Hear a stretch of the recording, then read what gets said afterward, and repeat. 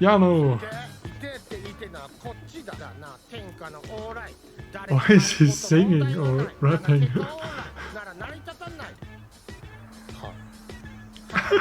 This guy is amazing. Hello everybody, my name is Fyodor and welcome to my reaction to On Taxi Season 1 Episode 7. Last time on we had a shooting in the cabaret club, Shirokawa's confession of love to Odokawa, the whole debacle of the Homo sapiens and their relationship kind of breaking, and some stuff of Kakihana in between. I'm super excited for what's gonna happen in this episode.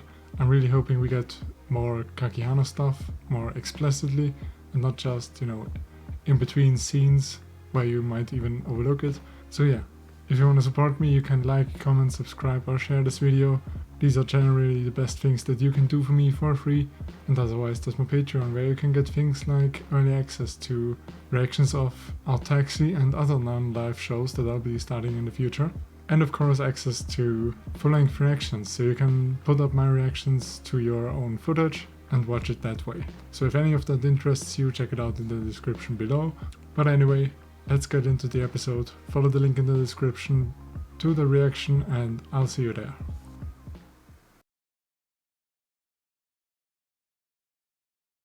Alright then, Yano is fucking amazing.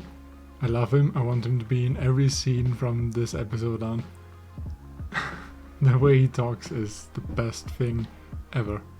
And yeah, he bumped into Odokawa, had his insane one-sided rap battle, and Odokawa was none the wiser that it was Yano, because why would he know that? Later, of course, Yano actually gets in contact with the manager, and as we see, Kakihana got bonked. And technically he got bonked because he was horny, but he's not going to jail, so he's not exactly being sent to horny jail, but still, a bonk was given and he was kidnapped to a warehouse, apparently. And Yano seems to be in on it with the polar bear, of which I forgot the name, but yeah, he's apparently gonna try and get money out of Kakihana. But of course, the only, I think, valuable thing that Kakihana has is probably his suit and the ring. And of course, his loan sharks are after him, so Kakihana is not having a great time. Like, at all.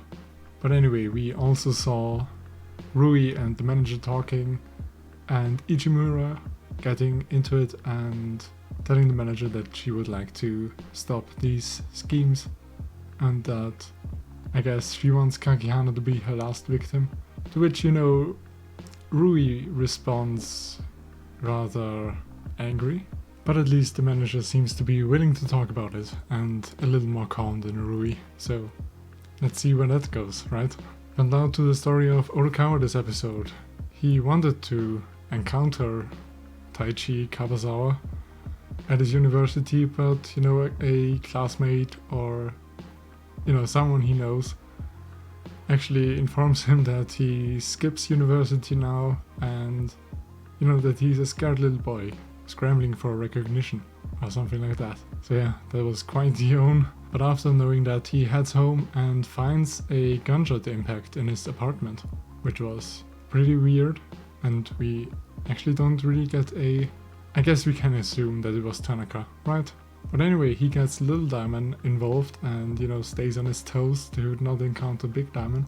And yeah, as soon as Little Diamond is in his apartment, he explains that, Big Diamond is actually in cahoots with Dobu, how Dobu is in relation to Yano and his boss and Taichi Kawasawa and the skull mask guy, Tanaka, and that he wants Little Diamond's help, staging the bank robbery and everything, for which Odokawa seems to be guilty then, if it happens.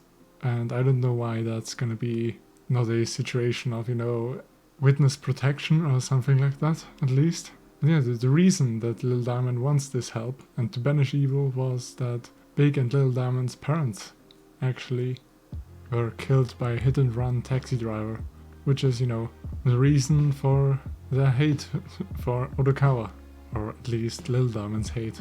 And upon leaving, Little Diamond actually almost checks the closet And I don't know why he didn't. I mean, obviously I know it was because he was called for work, but come on, at least open the door. It doesn't need to be a 5-minute inspection or something like that. But anyway, he leaves without checking the closet, after which Odokawa looks at it and says, "Good girl?" I don't know what's happening. Why is there someone in this closet? I'm willing to bet that it's something like Odokawa owns a cat or a dog, and he's not actually allowed to have one in his house or something like that. And he's saying "good girl" because the pet kept silent or something like that. Because it can't be the missing person at this point. Like, what? What's even happening? But anyway, afterwards, you know, as I said earlier, Odokawa bumps into Yano, and I love Yano so much. I can only repeat it, I love him so much. And afterwards he finds Dobu with only a mask on, and he didn't even copy the outfit. Like, the guy that Dobu and Odokawa then beat up at least copied the whole outfit. Like, what the hell? And there's something really weird going on between, you know, Odokawa being able to spot people that easily when other people are apparently blind to what kind of animal they are. Like, Goriki saying that he couldn't have seen Shirakawa because a lot of people look like her. But then again, we heard that Shirakawa was the only alpaca in town or something like that from Odokawa. And yeah, Dobu being, you know, his monkey self and not being recognized by anyone, that's just weird. But yeah, in the middle of the beat up, Dobu actually got filmed by Kawasawa, and they chased him down, or tried to, until he escaped into a mass of people, I guess. And I'm really excited to find out what kind of consequences there are for them, since Odokawa probably is on that tape, and his name is also probably gonna spread among, you know, the enemies of mankind, according to Taichi Kawasawa. So yeah, very interesting. And then of course we had Shirakawa's apology to Goriki, and yeah, Goriki seemed to be understanding and then tried to recruit her into curing Odokawa. So maybe it's just his insomnia, or there's really something wrong with him, since, you know, we haven't actually... Have we heard someone else except Odokawa refer to other people by their animal form? Or what kind of animal they are?